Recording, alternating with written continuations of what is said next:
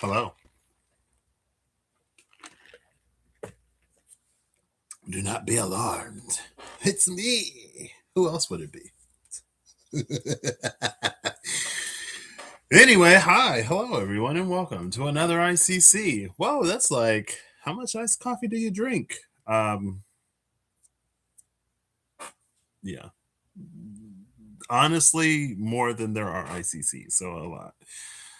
Anyway, Aquarius season is, officially here. I don't think it shouldn't be a whole degree yet, but today is the first day that the sun rose in Aquarius season. Because I'm pretty sure all over the world yesterday it would have risen in Capricorn.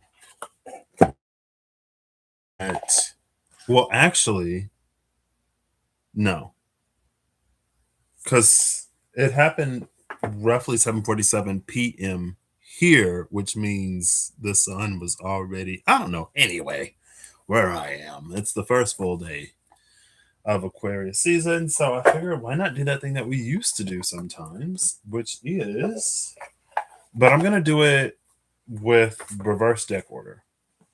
So 3 cards of things that transpired before Aquarius season, a card for our introduction into Aquarius season, and then 3 cards for Aquarius season in general. And I kind of want to pull an oracle card, but that's something that I'll leave to decide for later. And sometimes Archangel of Mysteries and the Burdened One at the top. Now the title card is there with the burden. Sometimes I'll pull before and after to give context. The Keeper almost flipped over, which is Aquarius. I'm pretty sure the Fool is Aquarius, right? Uranus, Air, Aquarius. Can be. Apocalypse. Oh, great. With the Conservator. Apocalypse just flipped out with the Conservator at the bottom of the deck and the Destroyer behind the Conservator.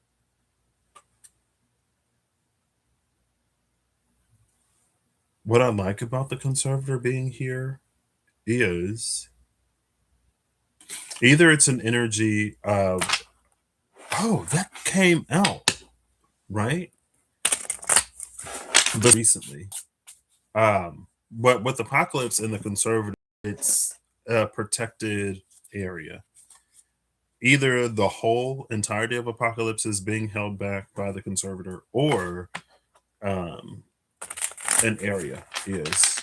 On that card, it was the Ram. It's a Capricorn card, and we're coming out of Capricorn season. So, something that recently transpired could be behind the aversion of Apocalypse to whatever scale or degree. And we did just see from the African American Tarot yesterday, death was trapped. And when I came on like this, it did remind me of that Six of Swords. This is my Batrick hoodie, natural habitat shorts. I love them. And then when they had merch, I was like, yeah, okay.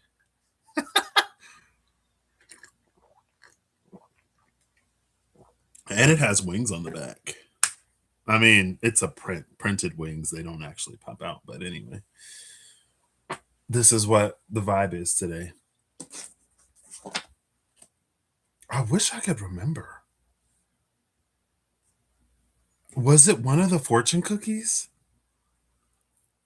It may have been the first fortune. I'm pretty sure I went looking before and after, like the sword and the blade. Anyway, bottom of the deck is the sharpshooter, 8 of Wands. Cool. So, without too much ado, the sharpshooter and the convalescent. Excuse me, 4 of Swords. The sharpshooter and the convalescent, it's almost like things that move a lot quicker when we're at peace, right? It's like when something is at rest, it actually moves faster. It's almost like if you put pressure on a water hose, Or if you put pressure on the flow, it can actually like staunch it, stop it, slow it, reduce it. It actually moves its quickest when it's relaxed. Cool. All right. So maybe not completely Capricorn season, pre-Aquarius season. First card came out face down. Interestingly enough. Oh, okay. There's a little bit of commotion.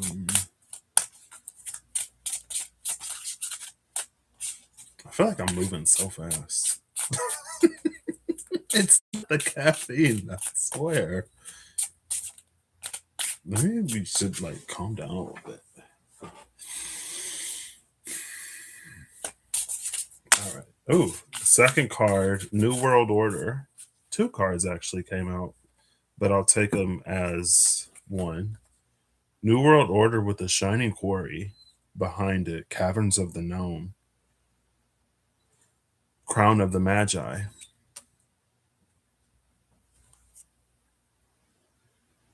Caverns of the Gnome with the Crown of the Magi gives an almost oh my, can y'all hear Chino? Just like whining. Whining.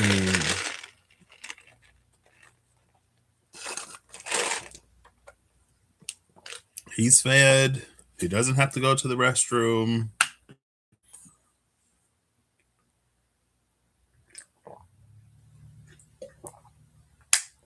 There's water in here today. Again. The Shining Quarry and the Crown of the Magi. Cabins of the Gnome, Crown of the Magi. It is an almost hermit like energy.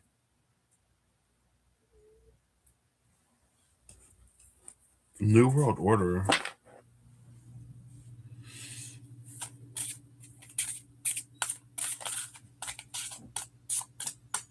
I almost want to clarify that, but excuse me, last and final energy from pre-Aquarius season, be it Capricorn season, be it 2025, be it the decade. I feel like it's a thing every year here recently, but it feels like especially in 2026, I'm seeing so much like 2016. Maybe people feel the energy of or like transiting out of Pisces. It's fine. Oh, there we go. Is that death? It is. The Reaper did a smooth flip.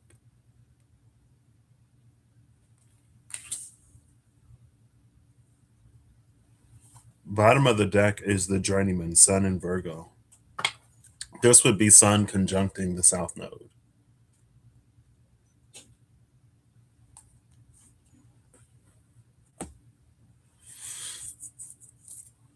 This Reaper is interesting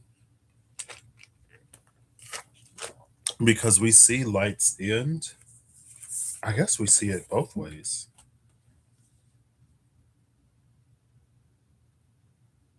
Oh. So typically, it's more like this. There's something up here that shines outward.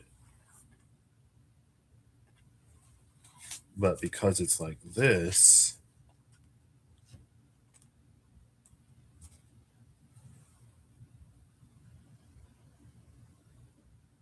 we saw wave particle duality of light recently.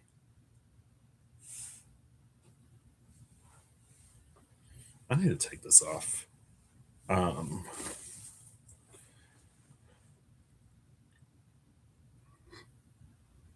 excuse me.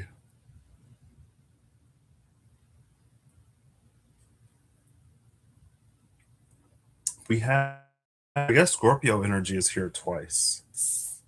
We see Scorpion both as the eagle and the scorpion.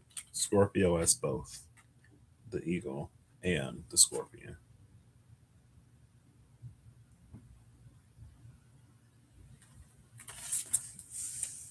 What's in Scorpio? Is there anything in Scorpio? I don't think there's anything in Scorpio, but there may be. Let me check. Time Nomad. I got 19% battery. No, nothing is in Scorpio. Interesting. Oh, wait. Current date and time. Scorpio is still empty. Scorpio is empty now, and it's going to be empty on February 18th. Like, there's none of the fixed stars, not fixed stars, none of the asteroids,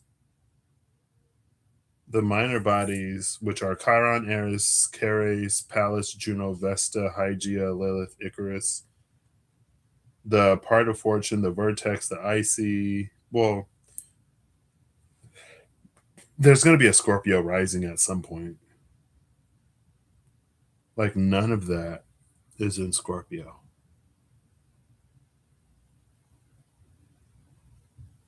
And the journeyman is here. And the journeyman, there is an inheritance. So there is a face down card. It's almost an energy of like,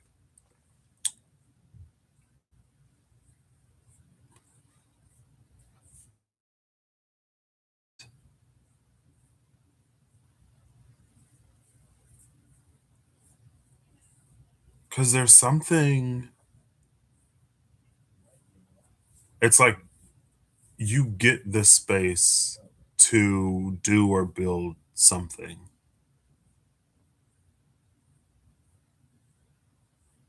but there's nothing there.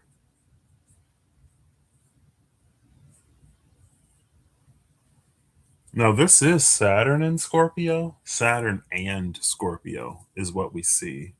Also, we see Virgo twice. The Knight of Pentacles is mutable Earth.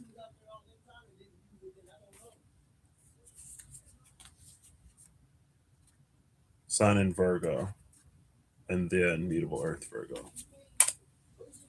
That was Sun on the South Node.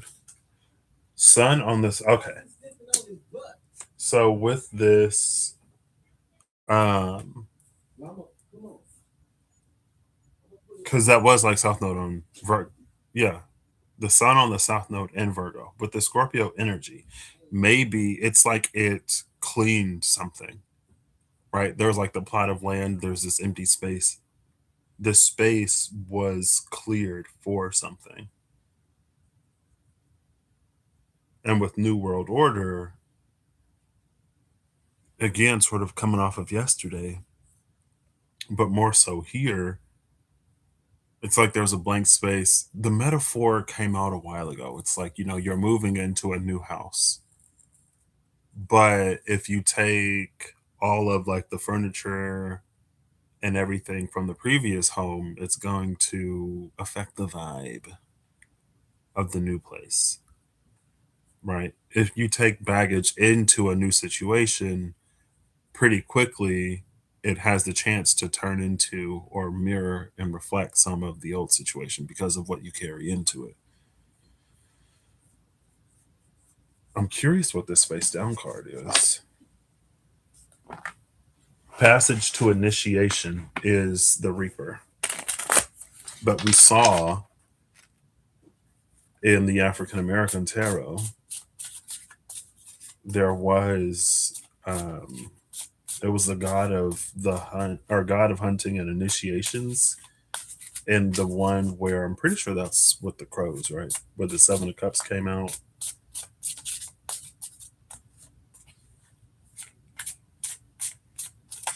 I don't know. It's something about like being given a plot and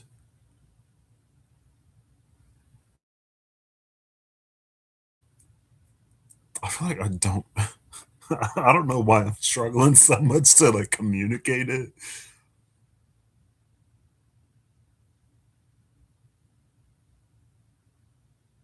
So if someone were to inherit a home, instead of a home, they inherit the land to build the home on top of.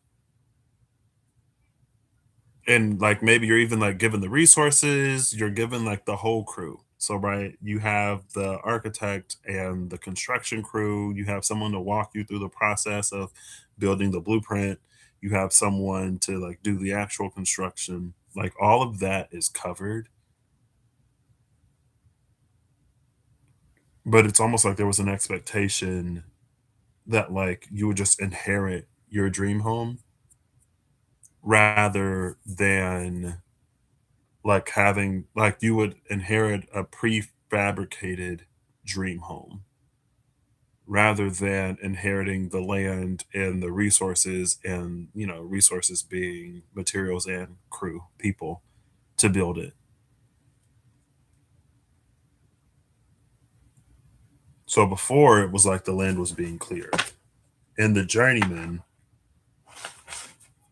you but maybe it's also a part of what like the reward for something is, because that seventh or the eighth orb with the living wand is given to this person after they complete their seventh labor. And so in completing the seventh labor, it's like you unlock the ability to create whatever yourself. And it's funny that the demiurge, Four of Wands, is right behind that, and the dynasty, Ten of Pentacles, is behind that. To create your own reality with an understanding that it will be left to those that come after, right? Like the dream home that you're building on this plot of land, or the plot itself is like big enough, wide enough that it could turn into like a villa, right? Either the home will be in the family for generations or multiple houses will be built on this plot of land. And with New World Order, again, it's an opportunity to sort of like not only to start fresh, but to set the precedents too. It's like even the karma and the trauma of that land has been cleared, right? Like if this isn't cleared land that exists on top of a sacred site of a peoples that existed on that land before. Type energy, you know what I mean? It's like the land itself is clear. Like that's how deep it goes with New World Order. Cabins of the Gnome. It's cleared deep.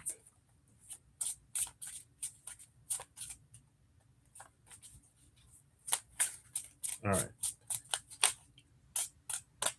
Ace of Swords, Sacred Cinnabar.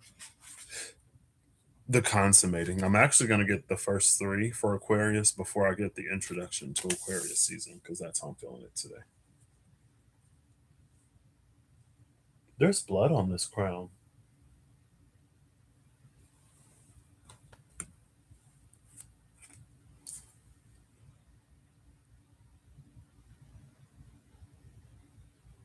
Oh, I wish I could remember. I feel like I've seen a symbol like this recently, but I wish I could remember where.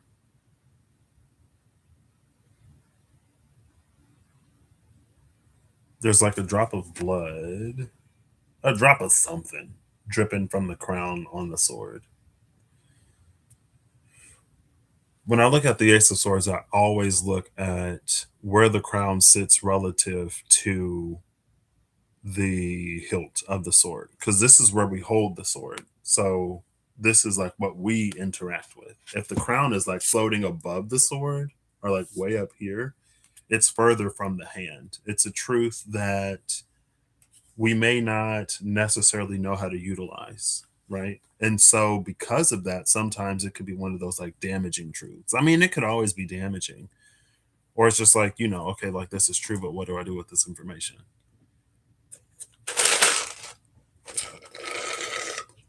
But this is in the hand. This is pretty much as close as it gets.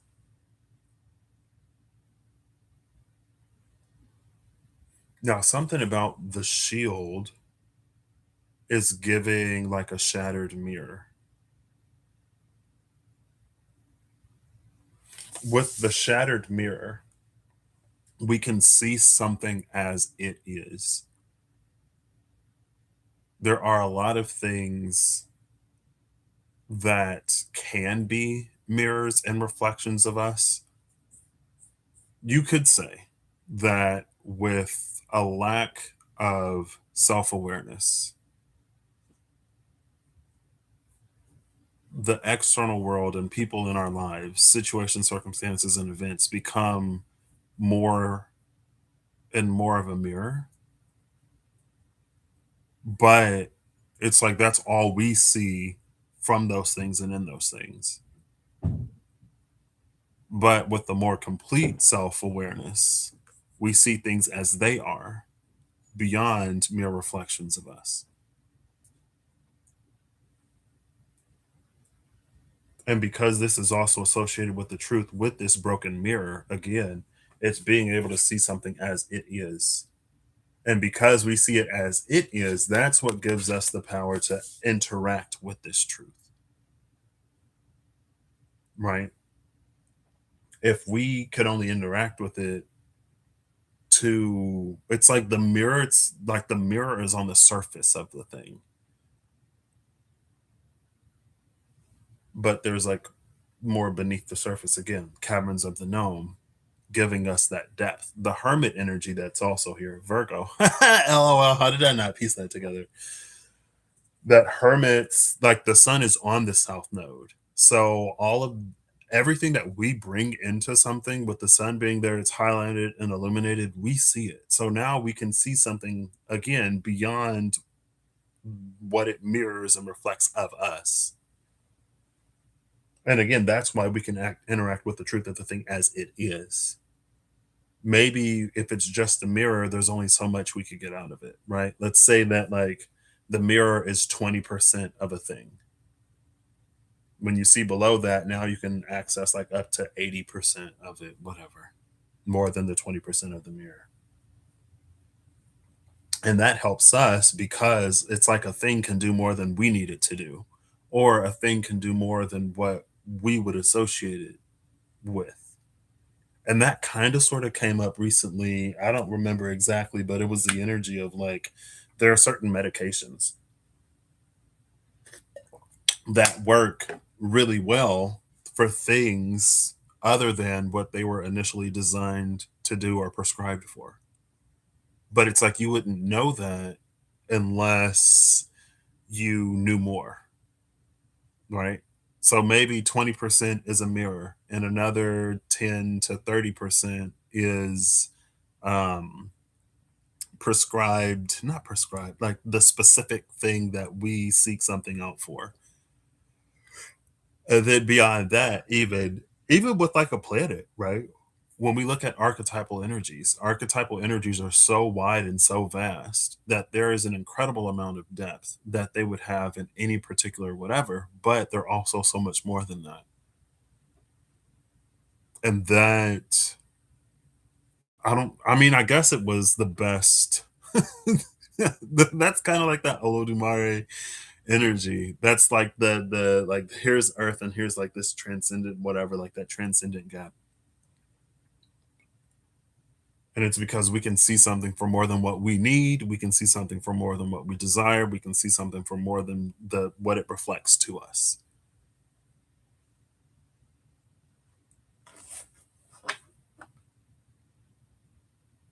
And again, there is something of like setting a new precedent.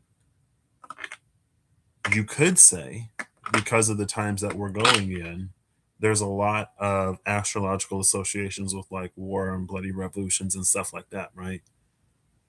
And it's like we have the opportunity to set a new astro with every single aspect, with every single transit, we have an opportunity to set a new astrological precedent, right? It could be in 10, 20, 30, 40, 50, 100, 200, 300, 400, 500 years where it's like, in 1890 whatever, 1730 whatever, 16 whatever, whatever BC, every time this meant whatever. But in 2026, like this transit happened, and unlike any of the previous transits, it was whatever type energy. And again, so that would be us seeing past what something has always been, seeing the truth of what it is, and utilizing that truth to bring about, to set a new precedent in whatever way. And the truth, it's in the hand. Also, because it's in the hand, it could be read as it's our responsibility to use the truth in that way to make it happen. Like it won't just happen. The destroyer. So you got the Ace of Swords and the Ten of Swords, which numerologically sit in the same place. The Destroyer and the Hector, the Ten of Swords and the Five of Swords.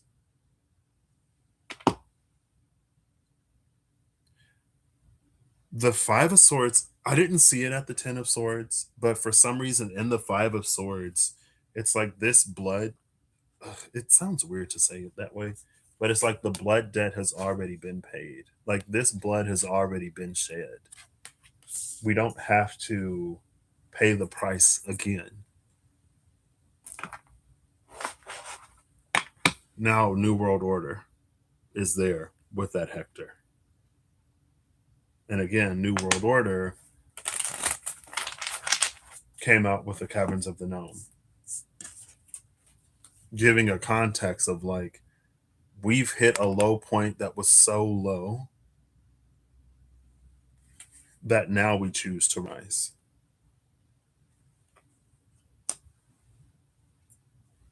Right? Because a low can always get lower. The bad times can always get worse, and the trenches can always get deeper. We decide, oh, look, now the Reaper is there with New World Order. What? And that's literally, but here we see it in this way.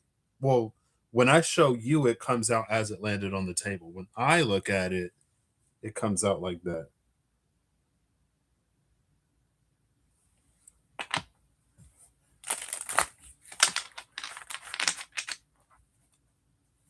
And maybe that's also encoded in that Ace of Swords.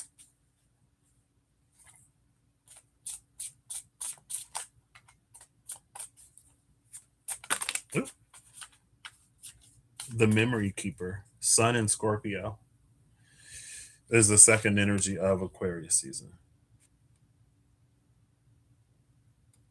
We see the Lovers. You could say the Lovers reborn.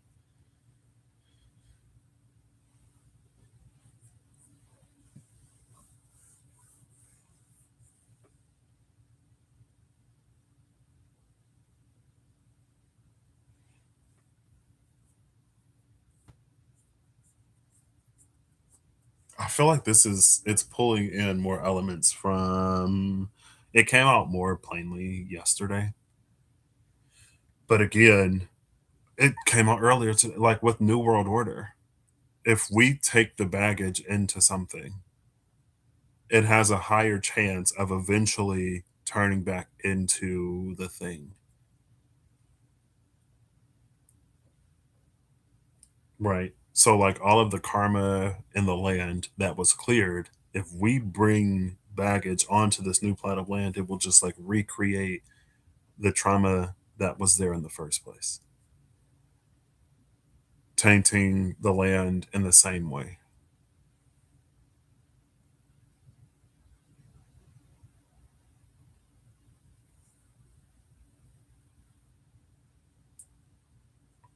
But there's an energy here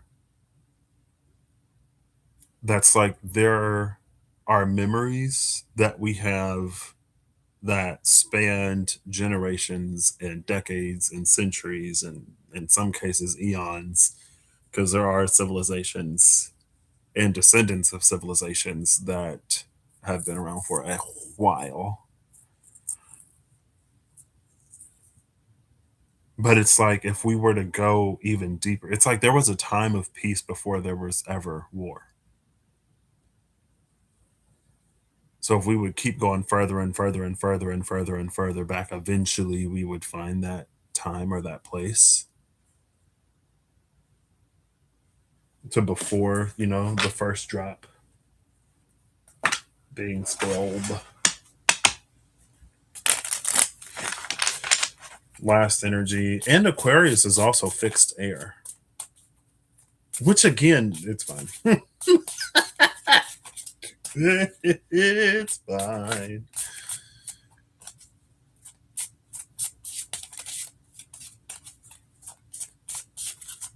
Okay. Last energy.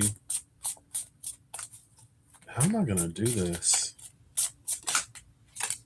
The last energy is the Necromancer, Pisces, the moon. Bottom of the deck is the Ivory Shield. This Ivory Shield in particular in this deck is my BTFU, STFU, Mind Your Business Queen. I don't know if she's necessarily.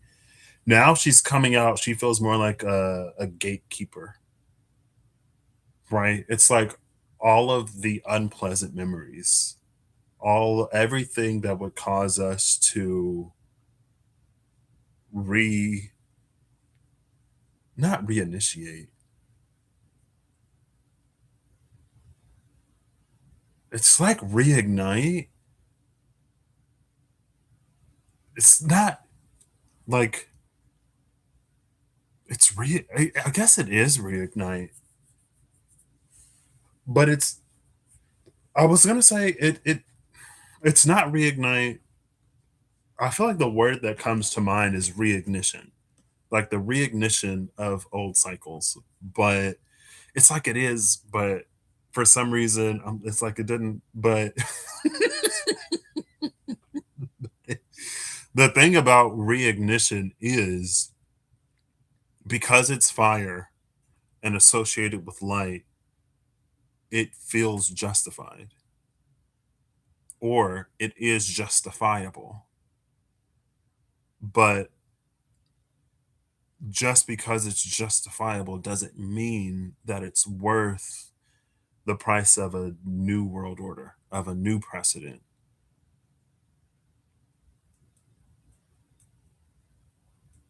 Right? It's almost like, they'll say like in a relationship, sometimes it's like sometimes you have to know when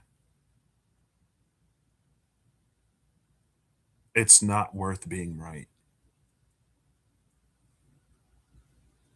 And so the memory keeper with this ivory shield, it's almost like you can give to the ivory shield all of those unpleasant memories and all of those heavy feelings and everything that would cause you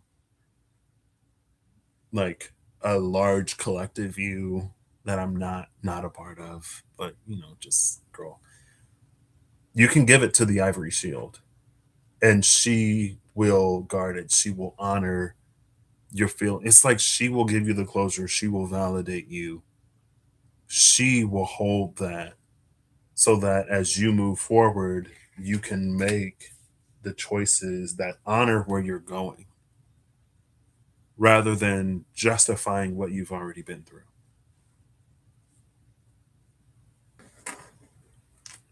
Gateway of resurrection is the necromancer.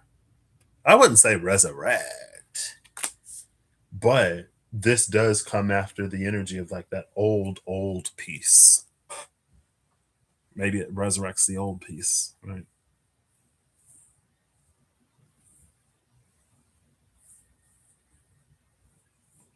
So we get Pisces and Virgo. North Node was in Pisces. I mean, it is in Pisces. It's still in Pisces. We got Sun on the South Node.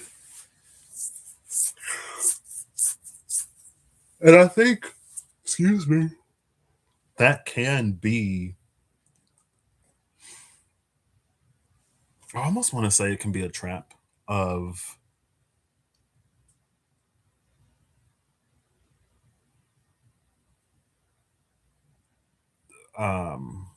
because Rahu, the head of the dragon, of the dragon, North Node, South Node, that can be a potential pitfall of looking at them. It can be a pitfall of focusing on the North Node so much that we separate it from the South Node, right? because there are so many times it's like children that become their parents or victims that become victimizers. It's like we can try so hard to distance ourselves from something. We can try so hard to not be something that we don't realize when we're becoming it or when we have become it.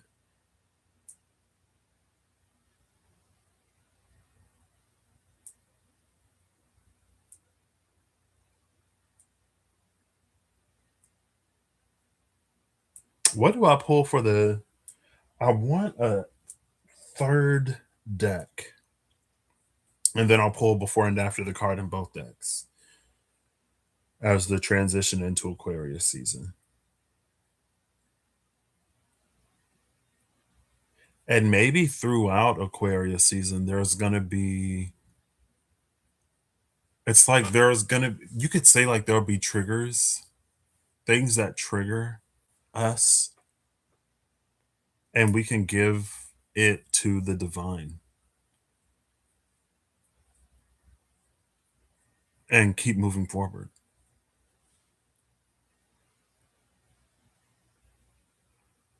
Oh my gosh. The Ace of Swords is what the light emanates from.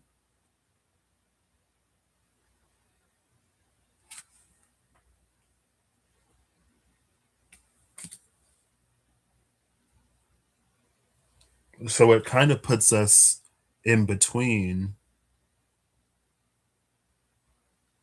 but that makes sense for how it's reading.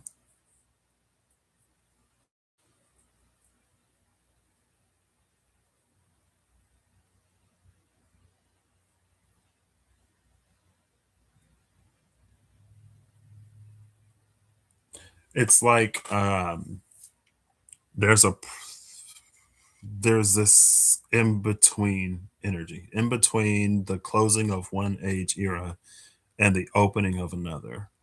And as the current or soon to be previous or relatively previous age and era is closing, there's going to be like processes in that like end. So it's like if you're shutting down a computer,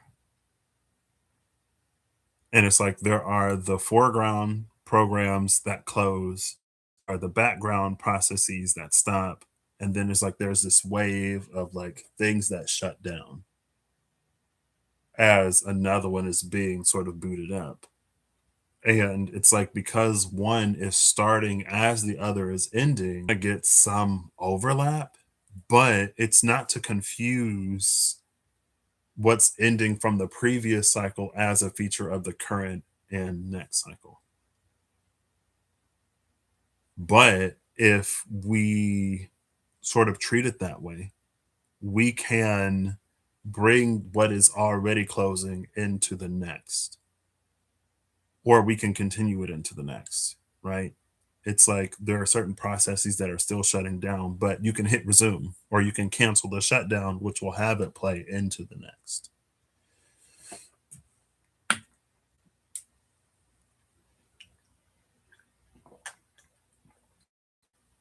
And this is so interesting because, again, we saw Aquarius, the seven of realms, and the eight of realms. This is the equivalent, the seven of realms and the four of realms. We already saw the four of realms, which was the conservator that was holding back either partially or completely apocalypse. That was the four of pentacles. The seven of pentacles is what is being completed so that we're rewarded with the eighth. The eighth starts the apprenticeship, which is adeptness at the nine and a mastery at the 10. But as an apprentice,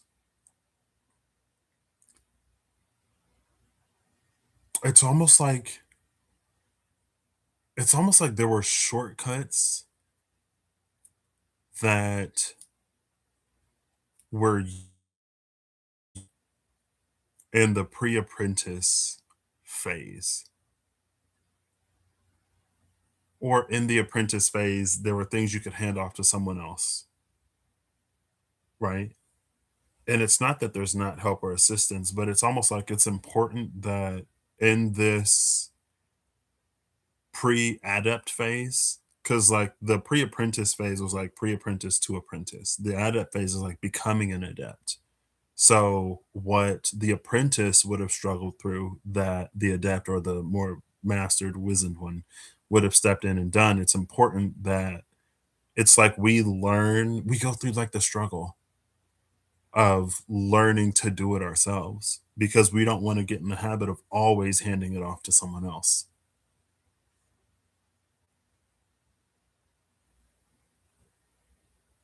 unless we can trust the someone else that we hand it off to keep moving things forward,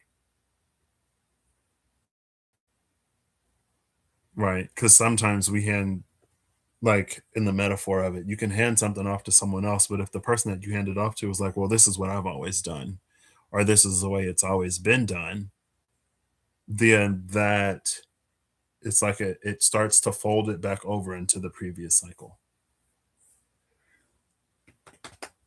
I need an actual, excuse me, or maybe I don't. There's still one face down card.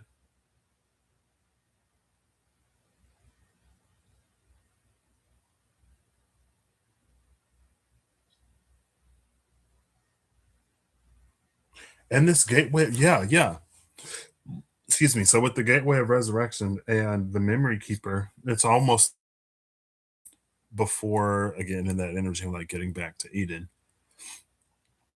the memory of Eden that existed before the Adam and Eve were expelled and like gone and forced into the world, and Cain and Abel and all of that, which was the beginning of the beginning. Like there was something before then, and it's bringing that back. The Ivory Shield and the Journeyman. Yeah.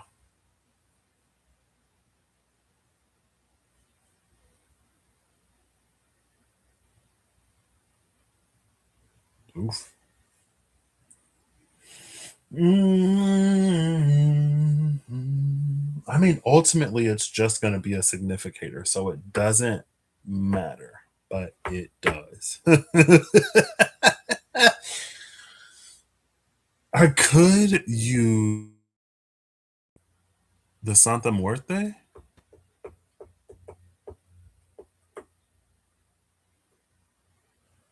but that's more so. I don't know if I have an in between.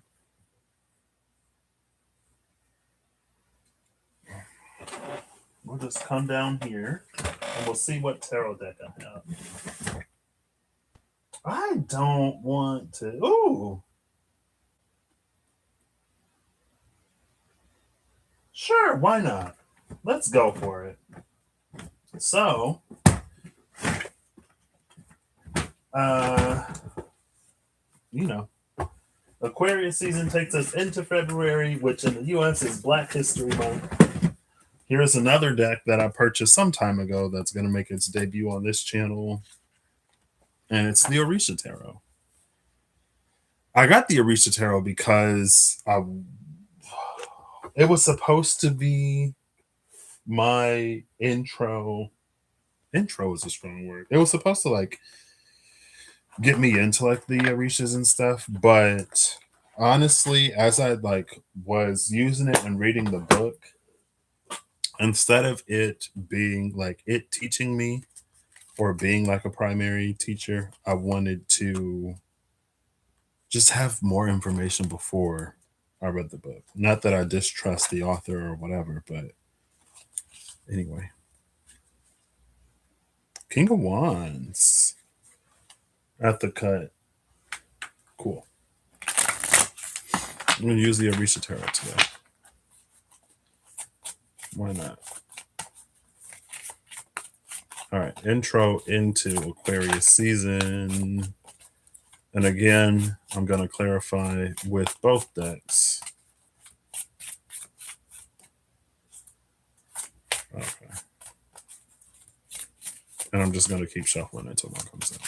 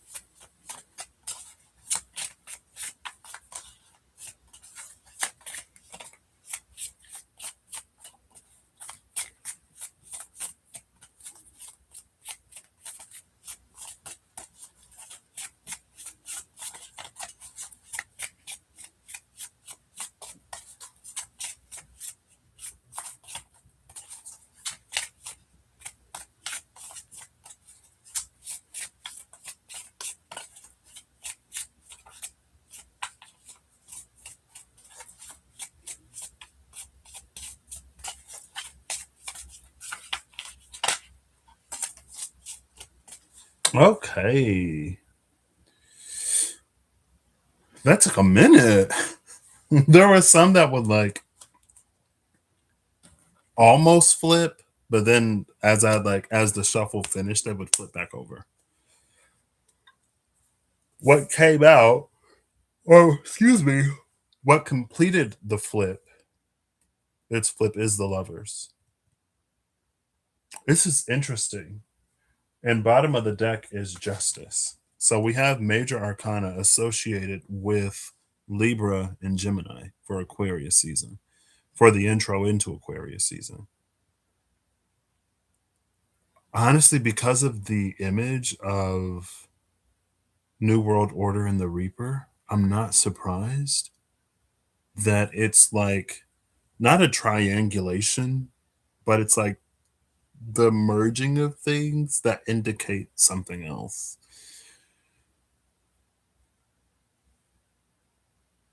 Now, what's interesting is in justice, we see the sun shining. So, like the Reaper,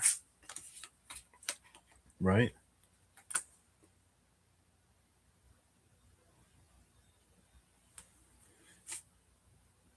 Also, this is an 8 justice. So, just like in the Egyptian tarot, it was in 11 strength. So, therefore, it would have been an 8 justice. This is an 8 justice. Let's read the lovers. This is a little bit of um,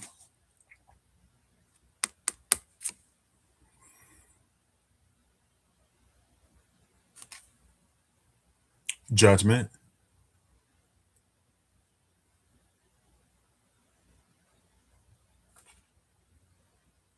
And honestly, it feels like it almost pulls on some of the energy that came out yesterday too. And the ones that like set up, but yeah, this sets the precedent for a time to come, right? It's the journeyman, the demiurge, and the dynasty for those who come after. And it's like they're leaving this place and they're following this path. They're following this person down the path. And then we have justice in the foreground.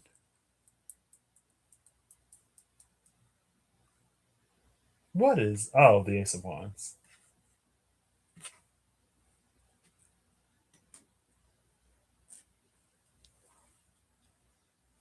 So obviously, I'm gonna read it from the book.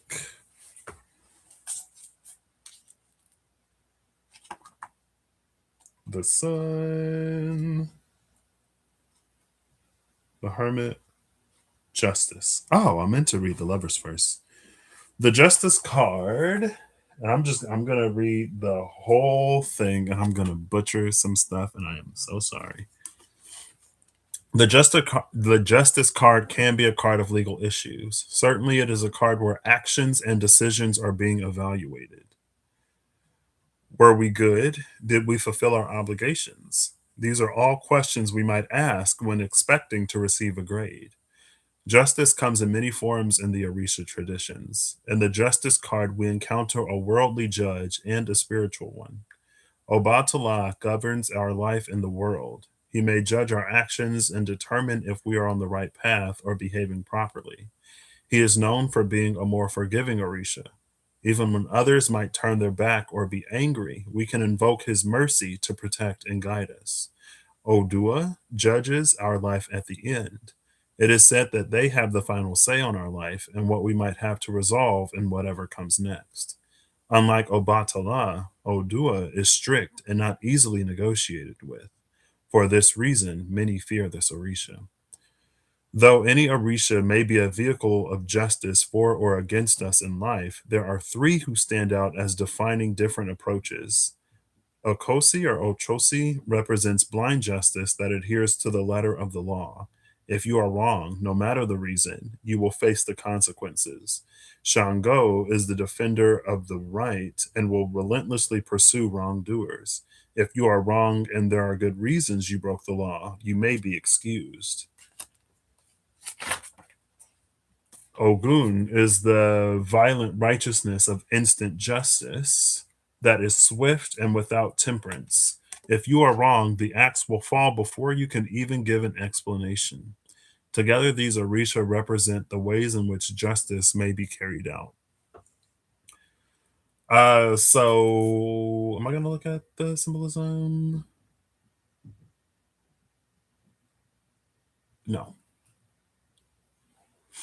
Divining. When this card shows up, it's important to know what agreements you are living up to and which you are not. It is important for the person getting the reading to be honest with themselves to avoid trouble down the road. If the person is involved in contracts or deals, it is crucial to have a lawyer involved as protection from others' malice.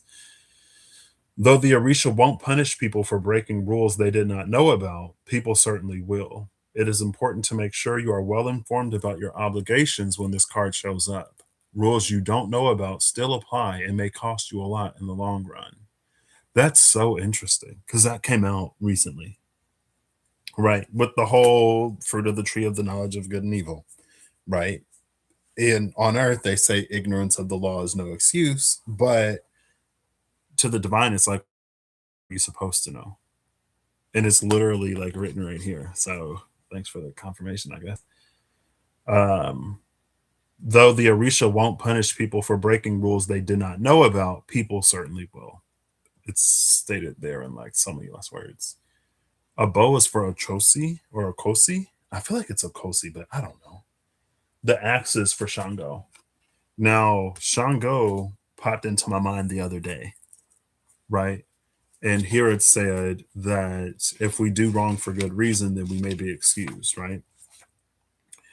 Shango is the defender of the right and will relentlessly pursue wrongdoers. If you are wrong and there are good reasons you broke the law, you may be excused. But we've been seeing the bow a lot, and the bow is of Okosi.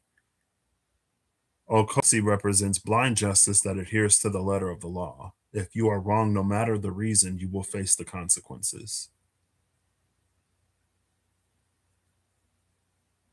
See, but in saying that, again, it sort of calls to mind that, like, you will face the consequences for being wrong if you're wrong, but the severity of those consequences may differ, right? So it's almost like with Shango, you may get off completely, right? You may be excused. But with Okosi, it could be anything, right? For example, let's say like you inherit your dream house, right? Maybe a consequence for the wrongdoing that you did in getting to this point is like it's not really a consequence, but it is. It's like the consequence is you have to build the house. It isn't already built for you. And it's like, so in that consequence, you have to wait now. You can't immediately move in, but it's like you get to become more involved in the process. Maybe in becoming more involved in the process, there are things that put into action that you put into play that you didn't necessarily before. Or it's like you learn lessons or you prove that you learned the lesson, maybe in a way that you didn't sort of prove it before, right? So maybe, for example, before the wrongdoing that you did, it's like maybe you settled for something that wasn't for you. It's take it as it resonates if it resonates. When it resonates, and if it don't resonate, don't take it. It's like you were hasty, or maybe like you didn't really believe, so you took one thing, and now that you have to wait for it to be built, it's like you are living the lesson that you failed to learn the first time. Now you're putting in the time where you didn't do it the first time. And that's the consequence that you are paying, right? It's not like, oh, Like you don't get your dream house at all. It's like now you have to like wait as it's being built. Which again, ultimately asks you time, but time in a way that feels non it's not completely inconsequential, but it also feels kind of like negligible. And now you get to be a part of the process.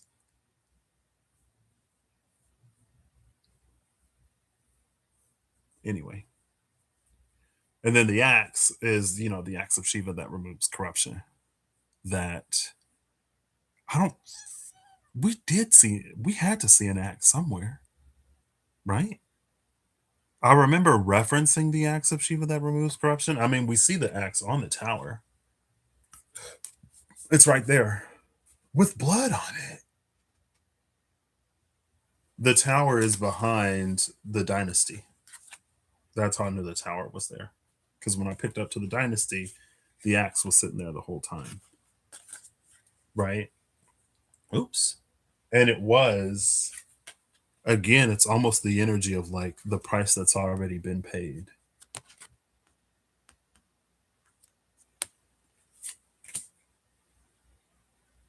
All right. That's my little confirmation.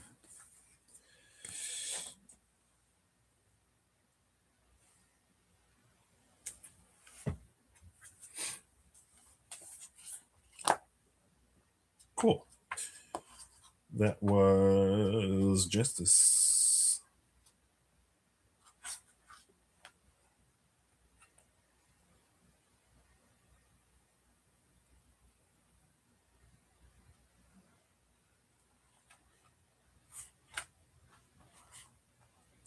Now, the lovers that came out as I said it when it came out. The memory keeper, it's the lovers reborn. In the SKT, the phoenix and the dragon represent the lovers. You see them hatching in the memory keeper, six of cups. You see them mature in the lovers, and then you see them, of course, in chains in the devil or in the demon. The lovers is one of those cards that isn't really what it seems. At first glance, it might show romance, love, or even marriage. However, tradition says it is a card of ambiguity. Older decks show a central figure, usually a man, with two women. It is said he is choosing between them, or that one is a chaperone and the other his date. The only thing that is truly clear is that a choice is to be made, but whether it is the right one remains to be seen. In the stories of the Orisha, there can be found many examples of intrigue between lovers, such as one charming a lover away from another Orisha to be with them. These stories are one of the places that the non Western nature of the Orisha stands out. The use of magic to sway lovers is used by many to either win the heart or persuade someone to sleep with them. Many stories carry cautionary tales about trying too hard to win, such as with Oba on the five of cups in this deck. The king of a town wanted to wage war on the town of women. He asked his warriors to go and capture them. Shango. Sorry, I'm looking at this word I gotta read, and I'm like, oh, 1 second.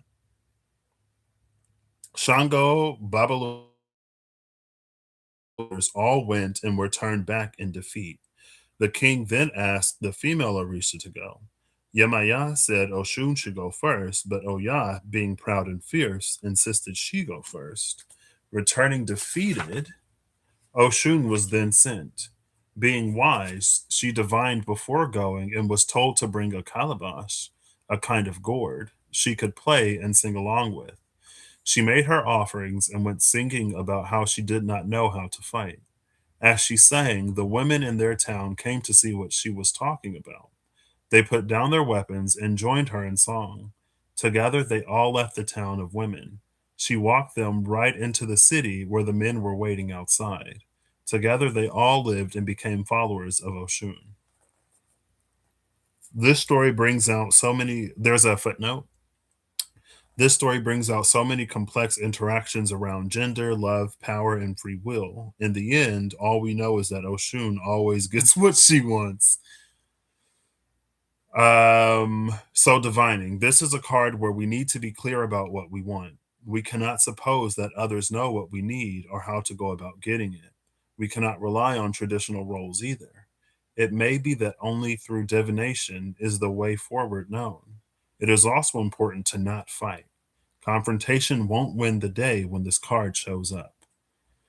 So that confirms the uh this is a card where we need to be clear about what we want. We cannot suppose that others know what we need or how to go about getting it.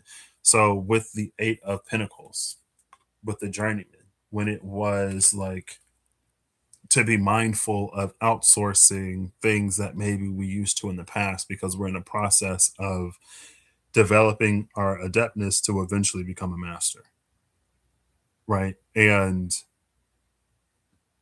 it's not that the master has to be perfect or the master has to do anything, but there's something that, again, it's like it needs to be learned, powered through, struggled through. Also,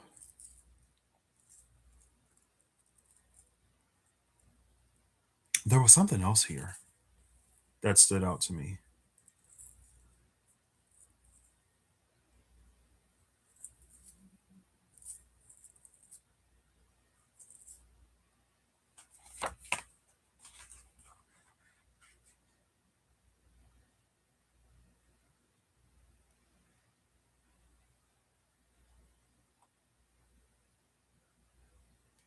So Yemaya, which the energy of Yemaya came out recently. I think I said Oshun.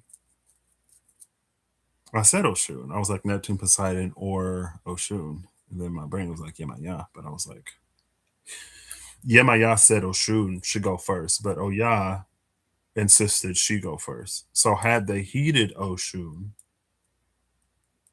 or had they heeded Yemaya and sent Oshun first, then the defeat of Oya could have been prevented. I would have to look up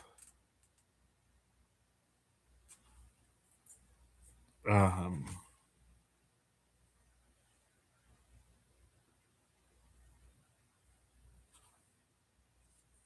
Oya because I don't remember. I feel like Oya is like the last breath question mark,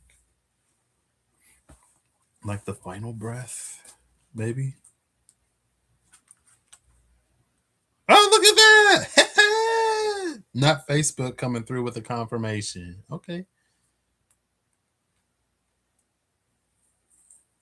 One of the principal deities of the Yoruba pantheon. The 3 Orishas are draped in fabrics. That's Ogun Oya. Storms, winds, last breaths. Rebirth, change, and the gatekeeper of the cemetery. So yeah, Oya is the last breath. Hey, I was right. I remembered. What's interesting is though,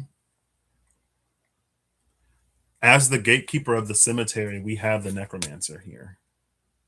And it's whatever. Um Storms, winds, we saw the wind. The wild woman and the mystical shaman were both looking at the spirit in the wind. Also associated with rebirth. Cool. And then Oshun, it's fine. So we could say that just like you don't want to necessarily lead something with confrontation, to send the last breath, and maybe that's the part of like making your desires clear, right? Because the point of the king attacking the city of women was to win the women over, I'm assuming. So if you send the last breath into the city, it's like implying that all the women in the city will die. And the king wanted the women presumably alive. So to send the last breath first is to lead with an ending where it's more about creating a beginning.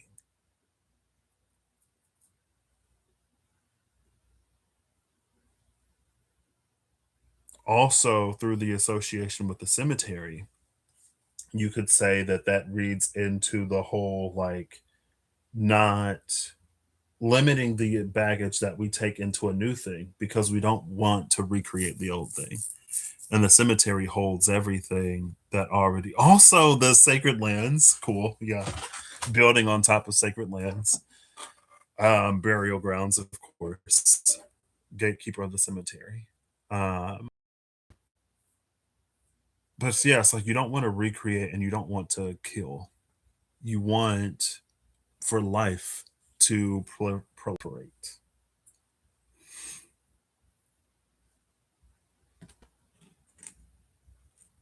All right. So from this deck, I'm going to look before and after the lovers. Oh, it's right here.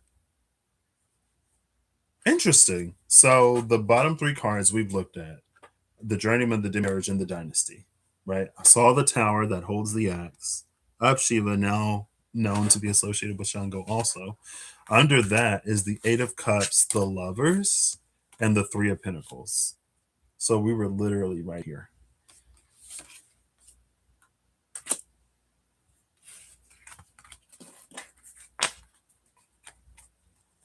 The defector and the mason. The mason and the defector is something that was left incomplete. See, in the Vitruvian edition of this deck, it would have felt like it was left incomplete. In the Revelations edition, it's like it's already complete, but it was left abandoned.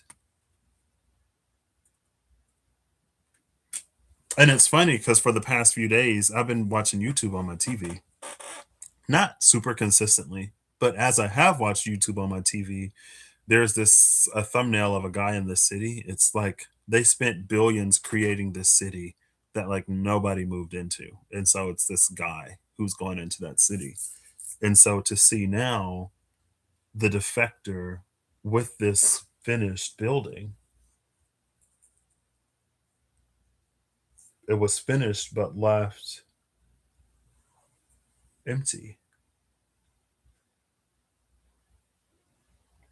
And maybe it's because as that like Enochian, Bodhisattvic, Elijah energy has come up, it's felt like a void. But here it reads as like the place and the space has already been created.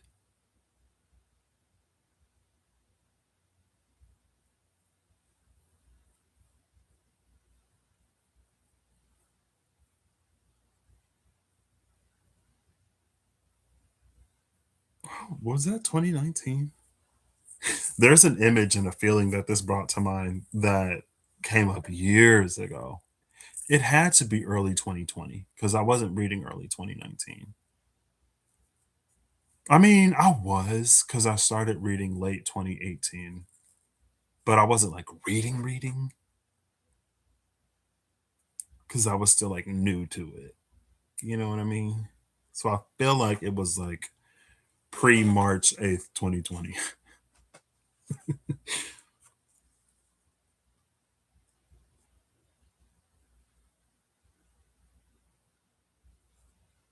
But also, like Phanuel sits at the throne. So the throne is already there.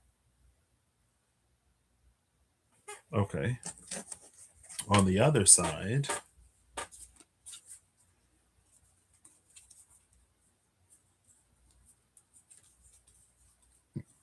excuse me.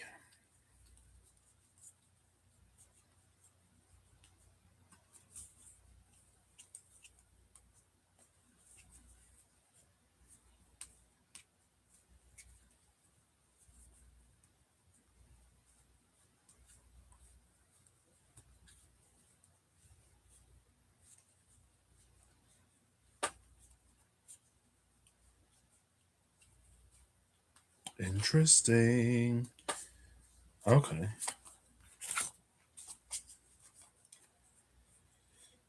Oh, I still have a face down card.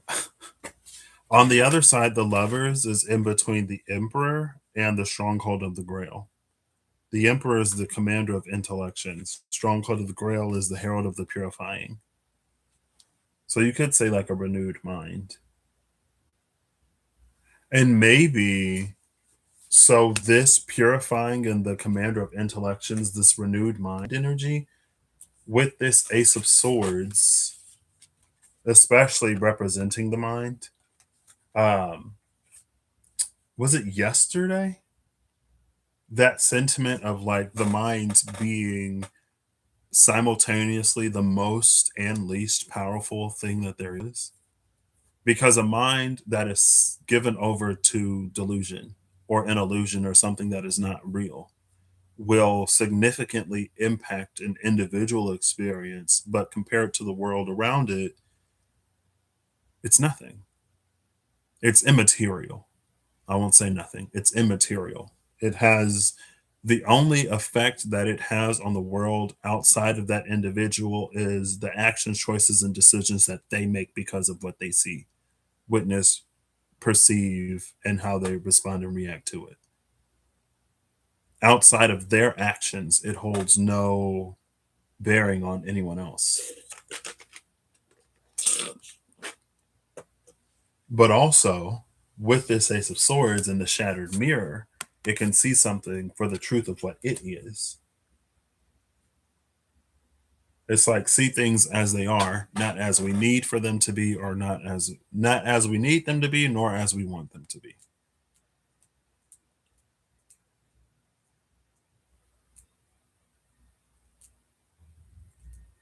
Now, oh look, there's the lobster again. Usually with the Page of Cups, we see the fish. This time we see the lobster. But Scorpio is empty. Oh.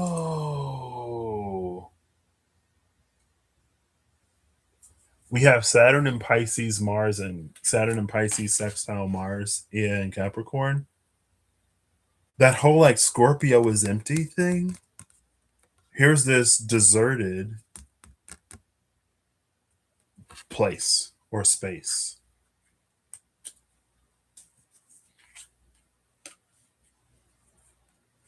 I feel like that was significant in a way that I have not yet connected the dots.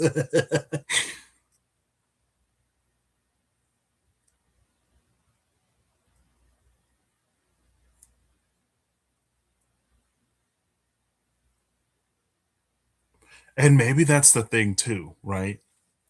Just because we have the opportunity to set new precedents for ourselves in our lives, the world at large, our communities, astrological precedents, we can set new ones. It's like just because we're doing something new or for the first time or for the first time in a really, really long time doesn't mean that like whatever we're working with isn't ready, especially when it comes to archetypal energies or when it comes to the divine, right? Just because you've never been somewhere before and just because like you are being brought somewhere by the divine for the first time does not mean that the divine doesn't already have everything and everybody else already in place lined up. It's like they were waiting on you to get to the party and you're the last one there. So, everyone else is already ready to get started. Or just like, if a company is hiring for a role, it's like the team is already there, the equipment is already there, everything is in place. They just need a person to come in and lead, guide, give direction, run things, do this, do that, whatever. Everything and everyone else is already there, ready and in position. But again, to me, and it's probably, I'm not going to say it's not due to my own shortcoming, but as I've always sort of like kind of sort of felt into this, I mean, the energy of like the Enoch, Elijah, Sandalphon, Metatron was there because it's like they've already done it. So it's like the precedent has already been set. There are plenty of bodhisattvas. But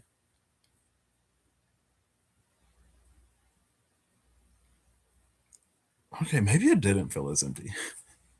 Because again, like when it originally came up with the Archangel Commander, it was like, well, Metatron and Soundophone have already gone through it, right? There are plenty of like Kuan Yin went through it. There are plenty of bodhisattvas, plenty of angels that were human before they became bodhisattvas and angels and stuff.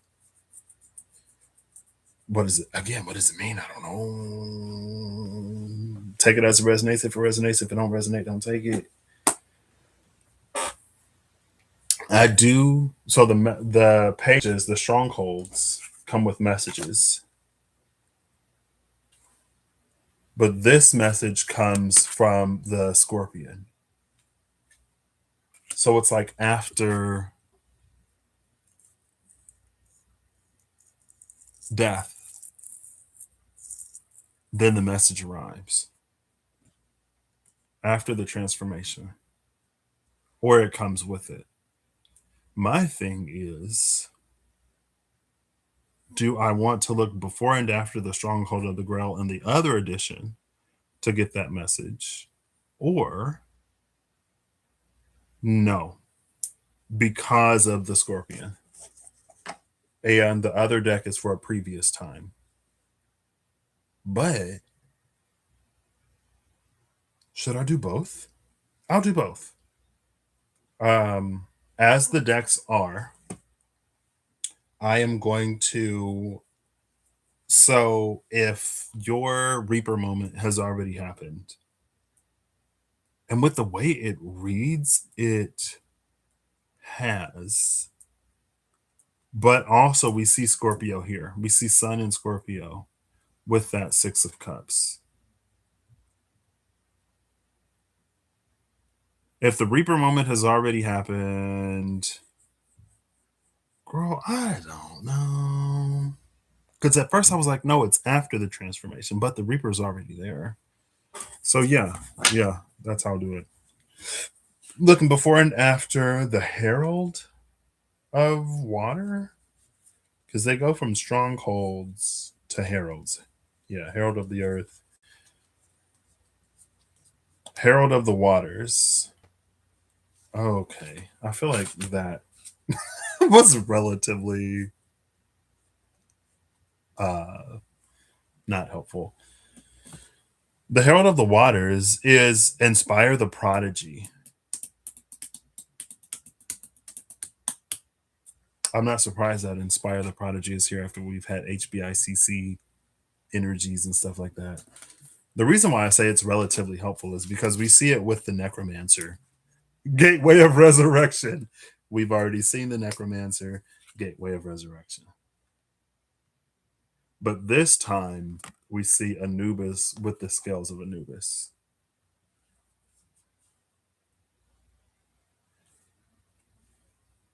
And maybe the energy of justice was kind of like front loaded. So justice happens to get us to this point where we have the opportunity to start new, start fresh. This could also be someone like you in your own life have the opportunity always, but it's being highlighted. You have the opportunity to write a new story for yourself, to set a new precedent for yourself, right?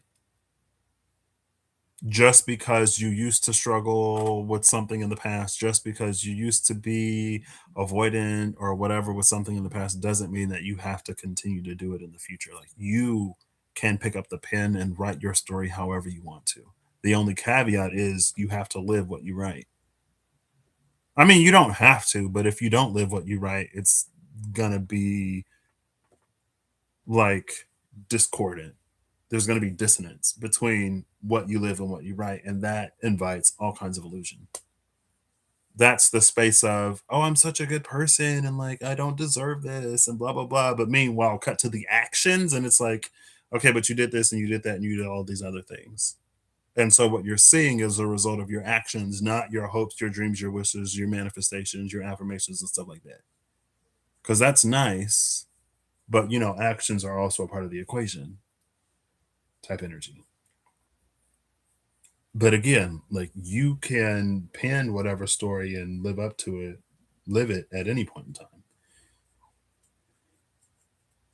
On the other side of the Herald of the Waters is the vagabond.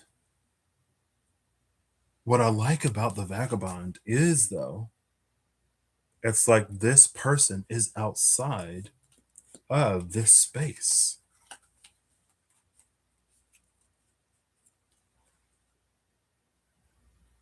It's like they're right outside. Again, the space that's been deserted or left empty is like right outside. It feels like all you have to do is enter. Oh look, they're scarab beetles.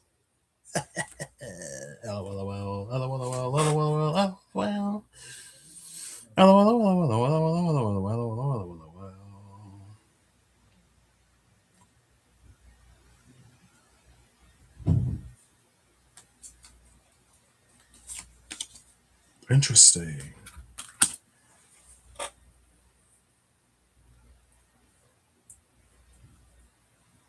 Yeah, and because this comes with the emperor, it's up to you. It feels like on the side of the divine, the scales of our again, like justice has already led you to this point where everything you needed to learn, you've learned. Everything you needed to go through, you've been through. You are capable of having your new beginning, your new start today. But the power of that, it lies in your hands. You are now the emperor in your life. You have to enter that sacred space. That's been like that space has been reserved for you. Not that you deserted the space, it's just like vacant.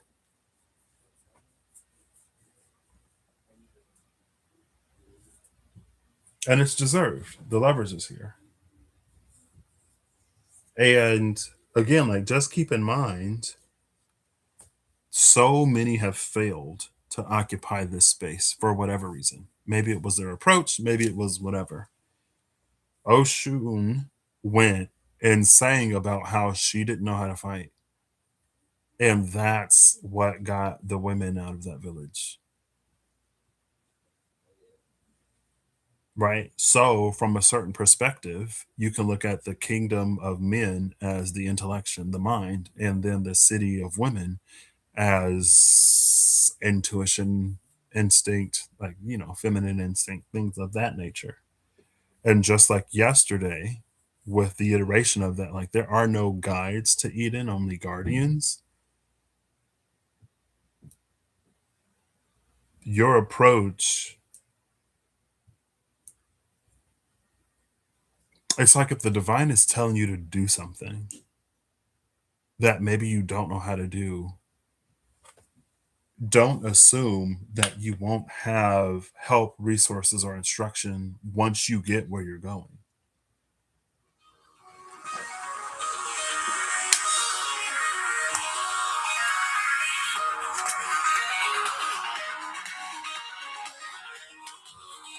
Right? Maybe it's like GPS, where you follow one direction and then you're given the next direction, and then you're given the next direction, and then you're given the next.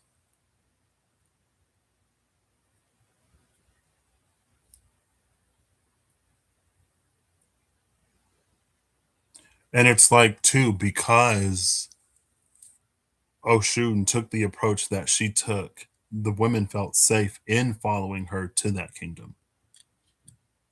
Because approached with the threat of war and what do you call it?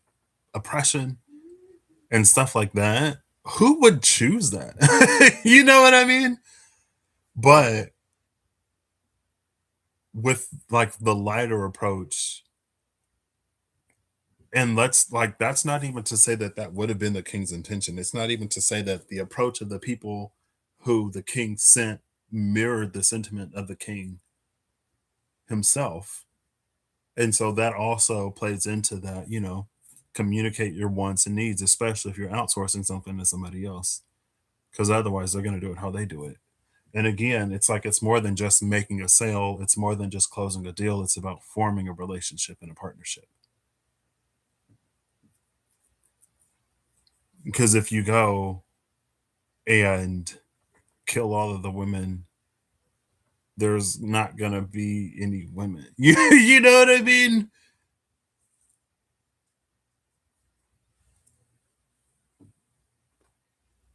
And again, I guess too, if we take it as a metaphor, if we constantly over intellectualize what we intuitively receive, and if we manipulate it to fit what we want it to fit, it's like our intuition will always speak to us, but we're just in our mind, like we're gonna get used to, we're gonna fall into the pattern of interpreting things how we want. And so it will never take us truly where it is guiding us. It will always take us where we want.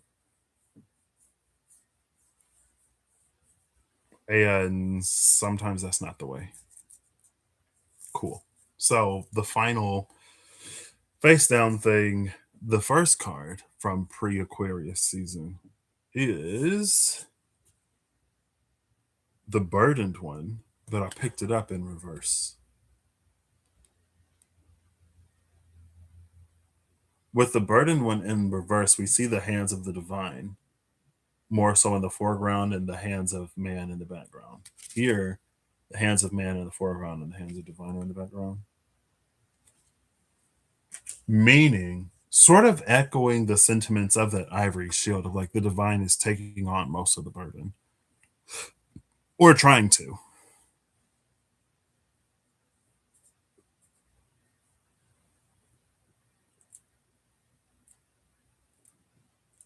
And maybe also because of that, there's like a lot of stuff that we don't have to worry about until it's time for us to worry about it.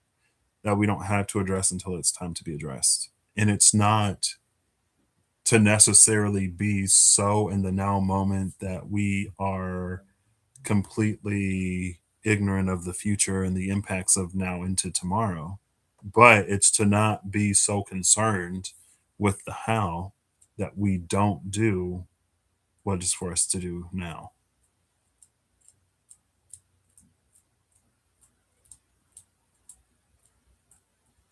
Right? She got a gourd and started singing. And that's exactly what she needed to do. She got a gourd and started singing about how she didn't know what she was supposed to do. And that ended up being exactly the thing that was needed. So, also with that emperor, just because you step into emperor type energy or just because you're being asked to lead doesn't mean that you're being asked to be anyone but you. Right. And so that would require us to see further into the archetype of emperor as well, to see the emperor as more than the way we've always seen the emperor. Because if we've always seen the emperor as commanding and all of this other stuff, and that's who we think we have to be when we're called to be the emperor, we could take the wrong approach.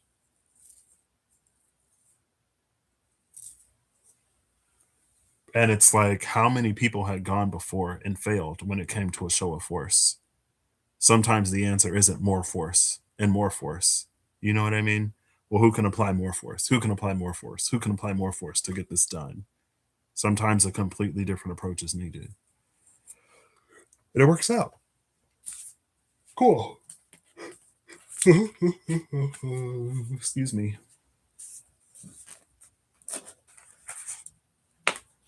And again, it's like you wouldn't necessarily be called into a certain position if something else or someone else was needed, right?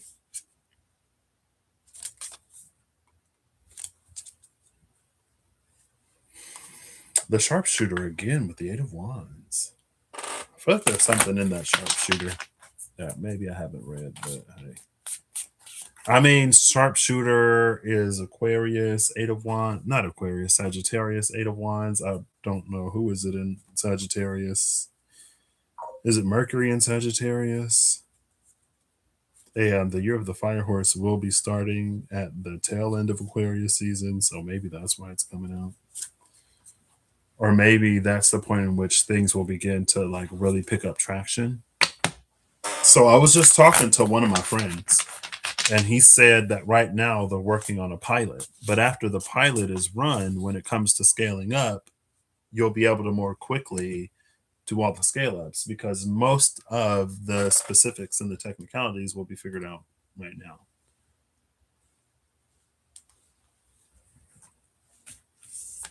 Cool. All right, I'm gonna get final cards. An hour and 32 minutes in. I really thought this one would be shorter, but why? Why would it be? The memory keeper at the cut. Leave those sepia toned memories with the ivory keeper and create new memories. Create new precedents. Personal, societal, global, astrological. Because especially when it comes to the planets, like they have so much more to offer than what we've been able to eke out over the centuries and millennia in some cases. Right?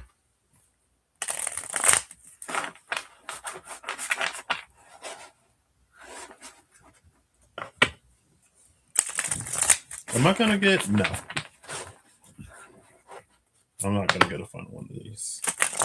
The Orisha Tarot have done what they needed to do, and thank you for that.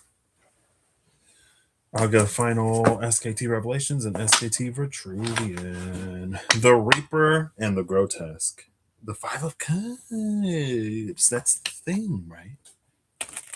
The thing about the Grotesque in this deck is it holds what makes us sacred and unique that we often hide from the world and isolate and whatever. But that's our key, right? When you rediscover it, you find that spark. That's when that vacant place sort of opens up. The Warrior. Bottom of the deck is Bread of Life, Ace of Pentacles. The thing about the Warrior that's interesting is here we see the sigil that was on the sword separate from it and in the sky. Like when I was looking at it, I was like, oh, that's the sun. Oh, under the Bread of Life is the Archangel of Mysteries. With the Ace of Swords in hand, we can now decode the mysteries or understand what was previously out of reach, confined, locked away for our own good is now available, made available to us because we've taken that Ace of Swords in hand. Cool. I will still find it for illustrative purposes. Illustrative purposes. Porpoises? Illustrative porpoises? You talking manatees?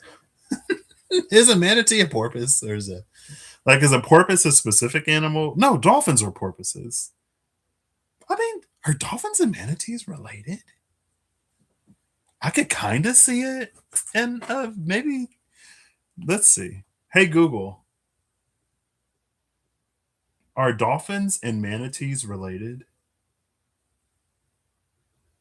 Probably not, right? No, they are not closely related. While both are marine mammals with streamlined bodies, they evolved from entirely different land ancestors. Dolphins, cetaceans, are related to hippopotamuses, deer, and cows. Manatees, sirenians, are related to elephants and hyraxes. Their physical similarities are a result of convergent evolution, where unrelated species. What are porpoises? Porpoises are small-toothed whales in the family Phocoenidae. While they look like dolphins, they are actually more closely related to narwhals and belugas. Key differences from dolphins. They just look like dolphins. They're not dolphins. Okay, so that was a connection in my brain that was unclear. It went porpoises. Well, first manatees. And I was like, wait, dolphins. They look like dolphins, but they're not dolphins. I didn't know dolphins were related to cows and hippos. And deer? Dolphins and deer? What?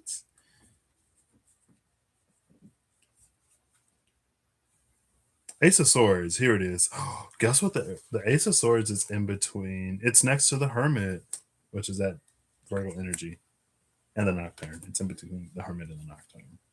But anyway, Jupiter in Capricorn in Virgo. Jupiter is Pisces. The warrior has taken that Ace of Swords in hand. You see that? And there you go. But now you can see what each petal corresponds to. And it's like you wouldn't see those until like you put the sword in hand. And again, it mirrors that energy of like of the letter that's received at the moment of transformation. It's just like at that time of transformation, like something makes sense. Something is being driven home. At the time of transformation, you realize that you can go inside, or you realize you've been right outside where you've needed to be this whole time. Right? The vagabond.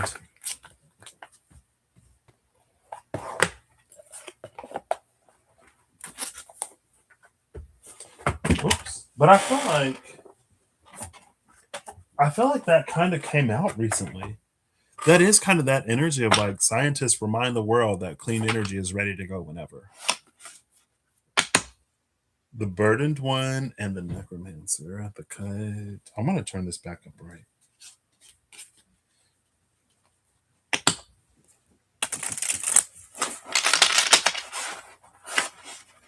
With the Empress and the necromancer.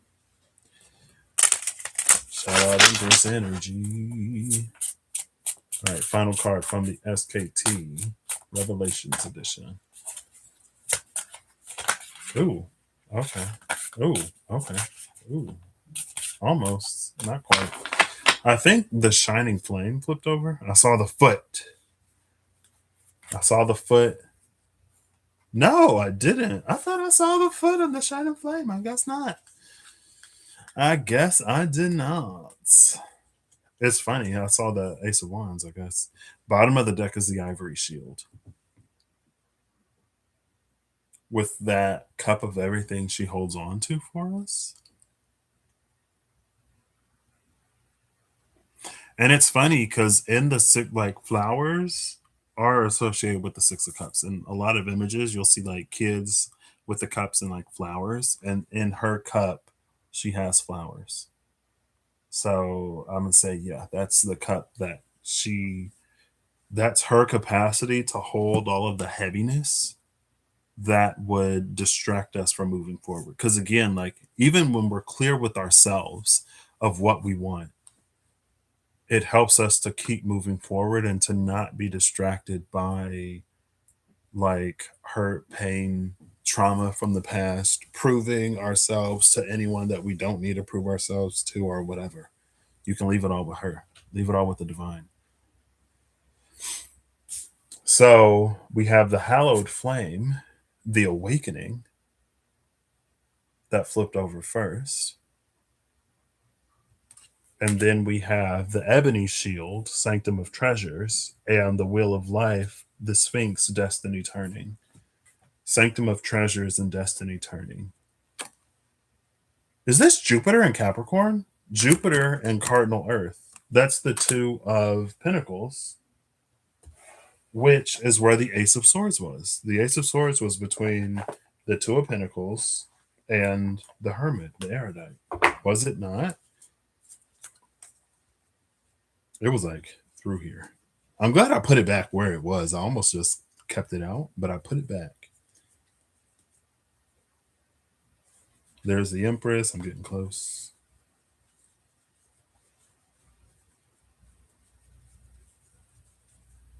There it is. Jupiter and Capricorn.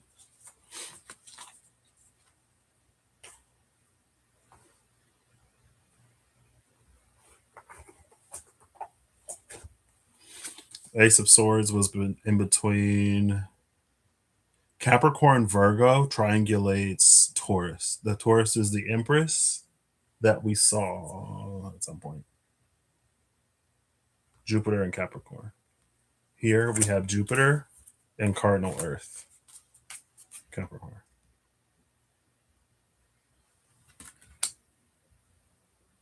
And it's interesting because on the other side we have the Hermit with the staff and the star. And then for some reason it's calling to mind this Ace of Wands. Maybe once the Hermit ignites their staff, then it becomes this Ace of Wands.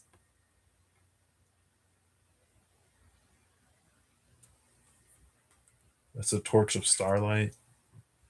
But also, there's this, like, the light and dark wand behind that torch. To see oneself fully and to see things more fully is the duty of anyone who would carry a wand, you could say. Even in terms of, like, you don't have to reinvent the wheel, right? It's I don't want to say it's like if an asset already exists, then it would cause conflict, right? It's like if you have a computer and you save a file as a file that already exists, and it's like that file already exists. Would you like to replace it? Sometimes you want to replace it. Sometimes you want both files to exist, so you just name it something else.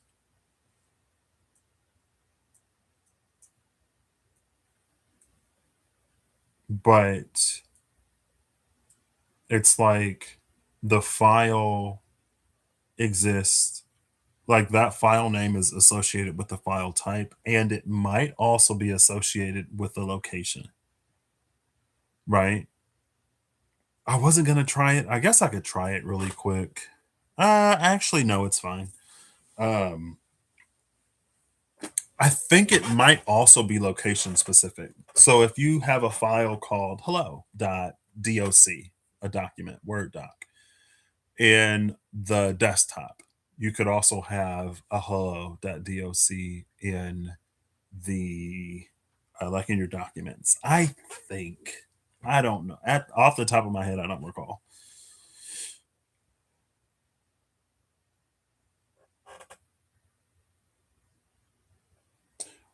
What's what is interesting though is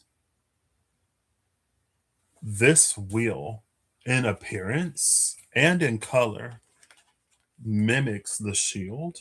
Oh, look. The Ace of Cups is behind this, and the Magician is behind the Ace of Cups. With the dynasty behind the Magician, it creates in the void. Where there was a void, there is now life. And behind that is bread of life, with New World Order behind that bread of life. So that's the bread of life that was at the bottom of the deck, right?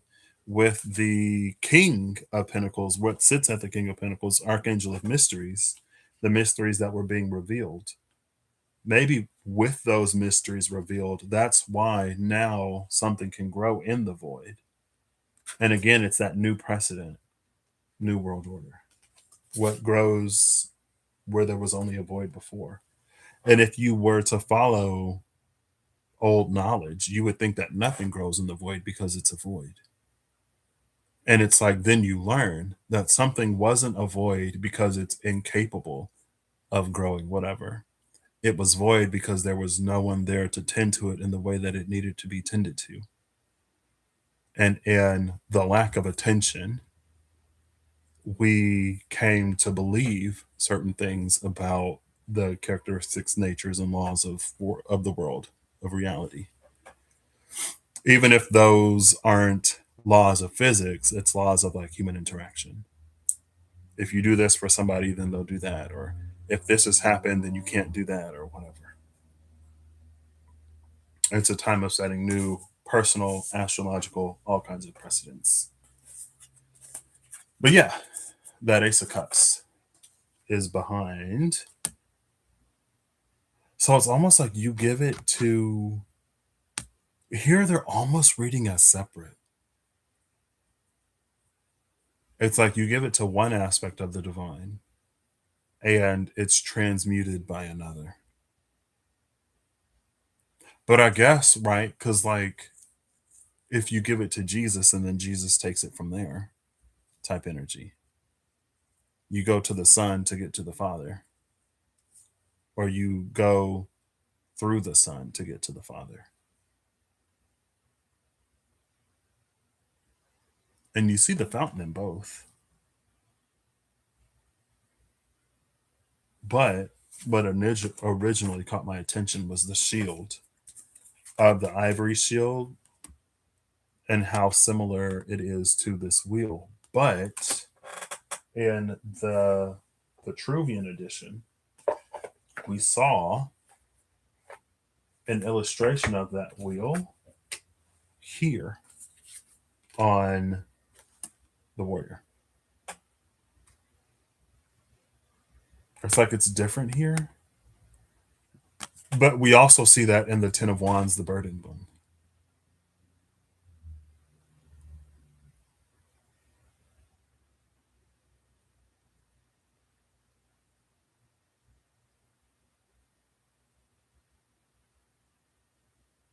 Not completely the same. They're not completely the same. But on this shield, like we see the Tria Prima, Mercury, sulfur, and salt being the soul, the mind, and the body at the center. And the Magician, we see all four.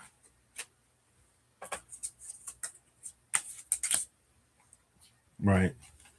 So Mercury, sulfur, salt, in the center of the wheel of life. We see Mercury, sulfur, and salt. If it may not focus. Oh, there we go. There you go. You can kind of see it. There you go. Now you can see it. Mercury, sulfur, salt, and that triangle in the middle. And then the element of water is sort of like, you see the circle that the triangle is inside? It's like that's the water that the Trio Prima exists inside. And again, I feel like that speaks to mastery. So if we saw the 8 of Earth, where we were prompted with the 4 and the 7 before, after, and again, it's like that's why it's important to not offload onto anyone but the divine, whatever. Because the magician needs to know how to, like, use those and manage that balance. And that's part of what is further revealed with this Wheel of Life. It's one of the treasures that someone inherits. But it's like, because the ivory shield has picked up this cup, that's what got her to put the shield down. And it's like, as the shield is sat down, and as this awakening happens, because the hermit has ignited its wand. There you go. On the other side of that Ace of Swords, with that Eye of God, too. That's one of the eyes. Lux ex tenebris, light from darkness, knowing from unknowing. It's like this Celtic knot on the shield is like undone, and it reveals the Wheel of Life with all of these. And it's almost like it's one of those things that, like, if you're not ready, then it will like drive you mad. It'll just be like, I don't know what that means. If you were, and it's almost like that's another feature of the knot, is to, protect the sanity of a mind that can only see as deep as one's reflection, or through one's reflection to one's desire. Again, it's on the other side of that Ace of Swords. A sword that we have seen in the hand because of our final card here, the Warrior. Cool, cool, cool. I love how she did that. I assume it was with intention because of who created the deck, but I wonder, you know what I mean? I wonder if it was one of those things that happened naturally in the process, or if it was one of those things that the creator was aware of as they created the thing. Cool. All right, take it as it resonates. If it resonates, if it don't resonate, don't take it. Congratulations for making it to this point. I wish you all the best in setting new precedents for yourself and for all of us. You know, because I think sometimes, again, it takes a visionary to come and show us that life can be more than what we've always thought. And it takes someone truly brave to challenge certain systems that we've grown to accept, that we've been beaten into submission, into accepting, or that benefits us, so we just accept it because it benefits us. It takes bold, courageous, visionary, revolutionary people to really change how things are done. And we kind of sort of find ourselves more and more and more approaching that space of, okay, have things gotten extreme enough that we can decide that this is a point from which we rise, or will we continue to fall? We won't. We will. We won't fall. We will rise. Right? Cool. So I hope you all have an amazing whatever whenever you see this. I hope you're acting in alignment to make all that you wish to experience your reality. I hope that whatever you need along your path journey and way you find, hopefully in a way that's helpful. And until next time, this has been ICC 8364. 8 plus 3 is 11, plus 6 is 17, plus 4 is 21. 21 is New World Order. It's the world, right? 6 plus 4 is 10, plus 11 is 21. Yep, there you go. It was in the number, and I didn't even know because I never thought to add it up.